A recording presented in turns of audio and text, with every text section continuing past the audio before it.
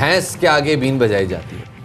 भैंस का जिक्र हमने किया, अब बात करते हैं शेर की। लेकिन दो चीज़ों का कोई ताल्लुक नहीं आपस में, लेकिन मैं यहाँ बात कर रहा हूँ कि शेर भैंस से भी कम कीमत में मिल रहा है। नहीं शफात, बेसिकली मैं देख रही हूँ जो कल अमेरिकन इलेक्शन ने जो पलटी मारी है ना, और तमाम तर अपने गुज़िश्ता डेमोग्राफिक्स को चेंज करते हुए जो नई जो सूरत हाल तमाम तर सामने आगे रखने, तो हो सकता है मेरे ख्याल से शफात आपका नहीं, मैं भी शायद थोड़ा बहुत दिमागी तौर पे। पेंसिल्वेनिया में कल रात तक 7 लाख की लीड से जीत रहा था ट्रंप, और अभी वो 1,80,000 की रह गई है, तो टेंशन हो गई है बहुत शदीद। खैर उस हवाले से बात नहीं करते, हम बात कर रहे थे भैंसों की नहीं बल्कि शेर की। हाँ। शेर जो है वो भैंस से भी कम कीमत में मिल रहा है। कहाँ जी? लाहौर में।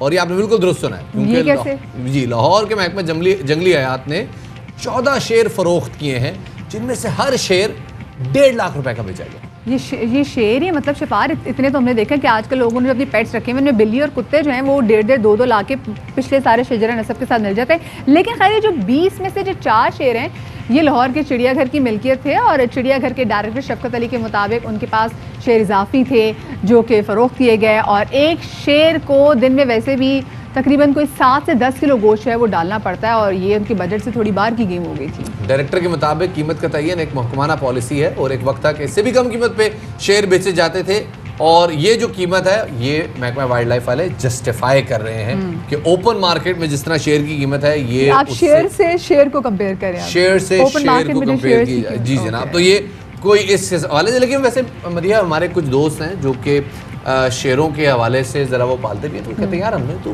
40 लाख रुपए की जोड़ी ली। This is unacceptable. ये सिर्फ जस्टिफिकेशंस लग रही हैं कि भाई और आपने कहाँ बेचे ये भी बताना चाहिए, और जिनको आपने बेचे उनका आपके साथ अगर कहीं कोई लिंक निकलता है तो उस तमाम चीज़ों पर भी छपात होनी चाहिए, पूरी इन्वेस्टिगेशन होनी चाहिए। वाइल्ड लाइफ एक्सपर्ट डॉक्टर उस्मा हमारे साथ मौजूद हैं, उनको शामिल करते हैं। बहुत शुक्रिया जी हमें वक्त देने के लिए।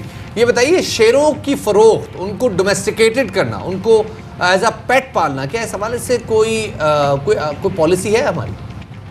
पाकिस्तान में असल में अगर आप भी शेर रखना चाहते हैं तो आप रख सकते हैं। तो प्रॉब्लम ये है कि यहाँ पे कोई ऐसे कवानीन नहीं है, और वो इसलिए अप्लाई नहीं होते क्योंकि शेर एक मकामी जानवर नहीं है, ये एक एक्सोटिक स्पीशीज़ की कैटेगरी में आता है। तो इसलिए लोगों ने घरों में भी रखे हुए हैं। और जहाँ तक उसको फ़रोख्त करने का ताल्लुक है, और स्पेशली अगर ज़ूज़ जो कि ऐसे इदारे हैं जिनका मैंडेट पब्लिक एजुकेशन और कंजर्वेशन होता है, अगर वो ख़ुद जानवर फ़रोख्त करेंगे तो ये एक पब्लिक एट लार्ज को या इंटरनेशनल कम्युनिटी को एक गलत मैसेज जाता है।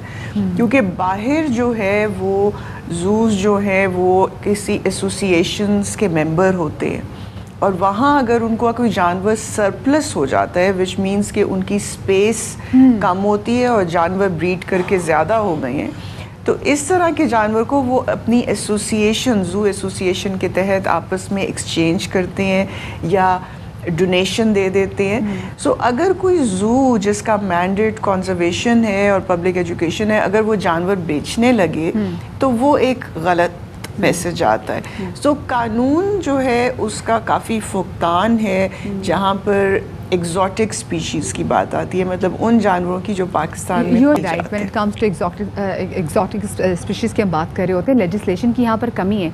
अच्छा देखिए दुनिया में अब काम हो रहा है, वो जो ज़ूज़ हैं उनके बारे में कह रहे हैं भी चले ठीक है, चाहे उनके पीछे ऑर्गेनाइजेशंस खड़ी हैं और वो बहुत अच्छे तरीके से ख्याल भी रखते हैं, वो जंगलों में कैद करके नहीं रखते जंगल के शेर को, हमारे यहाँ लेकिन सूरत हाल और है।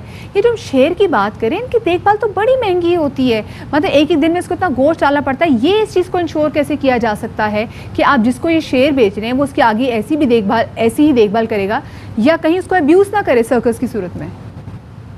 देखिए शेर ऑब्वियसली वो 5 से 7 किलो गोश्त उसको एक दिन में देना होता है, तो जी उसकी देखभाल महंगी होती है। उसके अलावा मेडिसिन्स और वैक्सीनेशन प्रोग्राम, सो काफ़ी सारी चीज़ें ऐड अप होके शेर को मेंटेन करना एक ऑब्वियसली एक्सपेंसिव चीज़ है।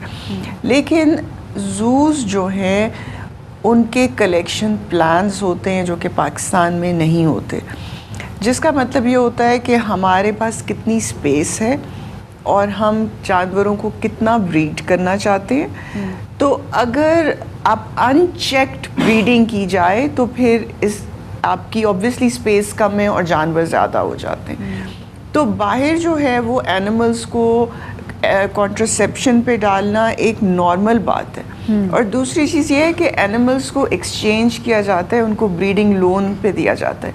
अगर हम एक तरफ ये कहें कि जी जूज़ के पास वसाइल नहीं है, तो फिर आप देखें कि पिछले साल हमने यूएई से 18 शेर एज अ डोनेशन एक्सेप्ट किए। तो अगर हमारे पास रिसोर्सेज नहीं है तो हमने उन 18 शेरों को क्यों ये बड़ा वैलिड सवाल है कि अगर हमारे पास रिसोर्सेज नहीं है तो हम ये डोनेशन एक्सेप्ट क्यों करें। अब ये ज़रा बताइए कि जो प्राइवेट ब्रीडिंग फार्म्स हैं, इनके वाले से कोई पॉलिसी हमारे पास है? किस बुनियाद पे हम उनको फ़रोख्त कर देते हैं शेर?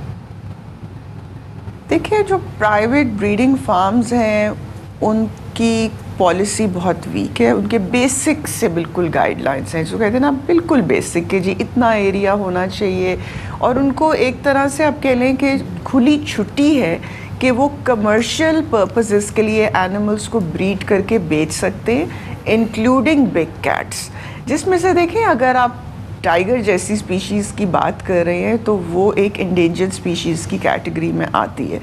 अब वो ब्रीड कर रहे हैं, वो किसको बेच रहे हैं, वहाँ पे आगे जाके उनकी वेलफेयर कंडीशंस कैसी होती हैं, और जब जानवर मर जाता है तो उसकी खाल, उसकी चर्बी, उसके बॉडी पार्ट्स जो बाकी हैं उनके साथ क्या होता है, क्या वो इलीगल मार्केट में जाती हैं, क्योंकि बाहर इसकी बहुत डिमांड भी होती है।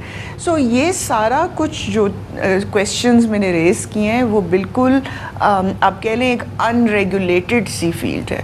सो प्राइवेट ब्रीडिंग फार्म्स के जो रूल्स हैं पाकिस्तान में जो प्रोविंशियल लेवल पे मौजूद हैं उनको काफ़ी इम्प्रूवमेंट की ज़रूरत है, और काफ़ी चेक्स एंड बैलेंसेस हमारे साथ थी, बता रही थी कि इम्प्रूवमेंट की गुंजाइश है और करनी भी चाहिए प्राइवेट ब्रीडिंग फार्म्स को। शेर की नस्ल बहरहाल मादूम होती जा रही है, लेकिन इस तरह से शेरों को प्राइवेट लोगों को देना भी ये भी ठीक नहीं है। और इसके हवाले से लाइसेंसिंग का होना भी, not every person can afford share वो लाइन्स, लेकिन आपको उसके लाइसेंस भी होना चाहिए।